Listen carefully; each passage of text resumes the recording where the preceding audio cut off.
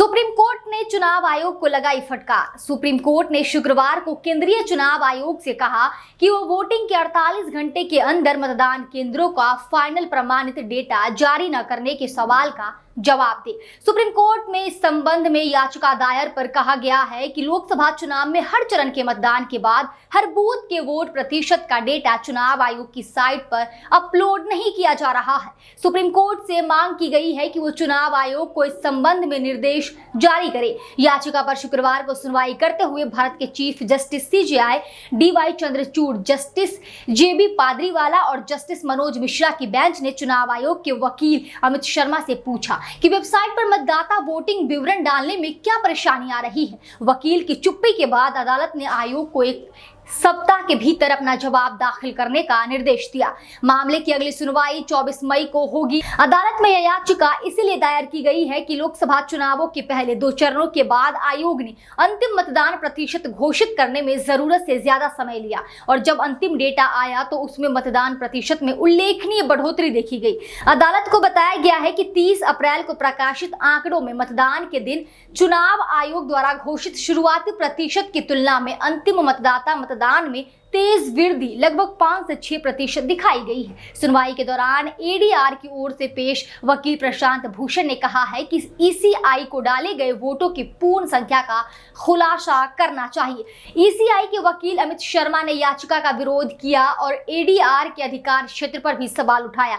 बता दें कि देश भर में EVM के जरिए चुनाव कराए जाने को काफी लंबे समय से चिंता जताई जा रही है। 2024 के आम चुनाव में जब चुनाव आयोग ने अंतिम मतदान प्रतिशत जारी करने में जरूरत से ज्यादा देरी लगाई तो लोगों की चिंता और भी बढ़ गई। दिल्ली समेत देश के कई हिस्सों में EVM की विश्वसनीयता को लेकर जन संगठन प्रदर्शन कर रहे हैं। लोगों का कहना है कि EVM से चुनाव को खत्म करके वापस बैलेट पेपर पर चुनाव होने चाहिए। दुनिया के तमाम देशों में बैलेट पेपर से ही चुनाव होते हैं। वहीं दूसरी तरफ चुनाव आयोग पर उठते सवालों से क्या उसकी साख को नुकसान पहुंच रहा है। आपको बता दें कि 21 अप्रैल को राजस्थान के बांसवाड़ा में चुनावी भाषण में प्रधानमंत्री नरेंद्र मोदी ने मुसलमानों पर टिप्पणी की और घुसपैठिया और ज्यादा बच्चे पैदा करने वाले जैसे जुमलों का इस्तेमाल किया। विपक्ष ने चुनाव आयोग से शिकायत की। कई हलकों में इस भाषण को मुसलमानों के खिलाफ हेट स्पीच बताया गया, लेकिन चुनाव आयोग ने प्रधानमंत्री नरेंद्र मोदी की जगह भाजपा अध्यक्ष को नोटिस भेजा। पूर्व चुनाव आयोग के TCS कृष्णमूर्ति के मुताबिक ये पहली बार नहीं है जब चुनाव आयोग पर आरोप लगे। वो कहते हैं पार्टियों की संख्या, वोटरों की संख्या, पोलिंग बूथों की संख्या सब बढ़े।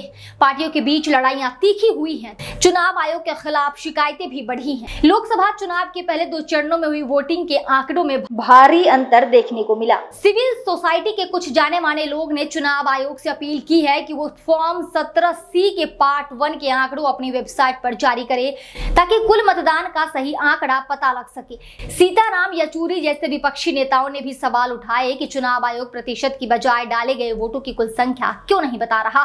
उसका कहना था कि जब तक संख्या की जानकारी न हो प्रतिशत का कोई मतलब नहीं है। कांग्रेस प्रमुख मल्लिकार्जुन खड़गे ने कहा, इन संदेशों को कम करने के लिए आयोग को न सिर्फ हर संसदीय निर्वाचन क्षेत्र और संबंधित विधानसभा निर्वाचन क्षेत्र का डेटा जारी करना चाहिए था, बल्कि उसे प्रत्येक मतदान केंद्र में वोटर टर्नआउट डेटा भी जारी करना चाहिए था। पूर्व चुनाव आयुक्त OP रावत ने BBC से कहा, पहले चुनावी आंकड़े वोटिंग के दिन ही जारी कर दिए जाते थे, चाहे वोट प्रतिशत हो, पुरुष वोटिंग प्रतिशत हो, महिलाओं की वोट संख्या और प्रतिशत हो या कुल वोटों की संख्या या प्रतिशत।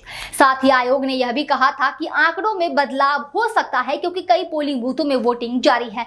चुनाव आयोग ने कांग्रेस प्रमुख मल्लिकार्जुन खड़गे को दिए जवाब में लिखा कि सारी जानकारी वोटर टर्नआउट ऐप पर उपलब्ध है।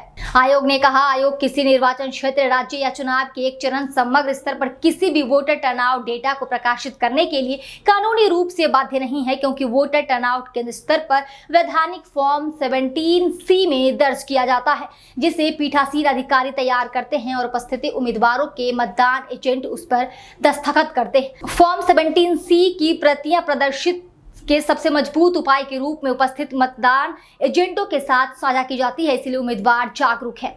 चुनाव आयोग ने मल्लिकार्जुन खड़गे से कहा, आयोग आपके आरोपों को स्पष्ट रूप से खारिज करता है और आपको सावधानी और संयम बरतने की सलाह देता है। सरकार ने चुनाव आयुक्तों की नियुक्ति में सुप्रीम कोर्ट के मुख्य न्यायाधीश की भूमिका खत्म कर दी है, जिस पर सवाल उठते रहे। हालांकि सरकार ने इस फैसले को सही ठहराया है और अब जब चुनाव आयोग पर तीखे सवाल हो रहे हैं, क्या आयोग की स्वतंत्रता संगठन की छवि को नुकसान पहुंचा रहा है? इस पूरे मामले पर आप क्या सोचते हैं? आप अपनी राय कमेंट बॉक्स के माध्यम से जरूर बताएं। वीडियो पसंद आया हो तो लाइक करें और चैनल को सब्सक्राइब करना ना भूलें। धन्यवाद।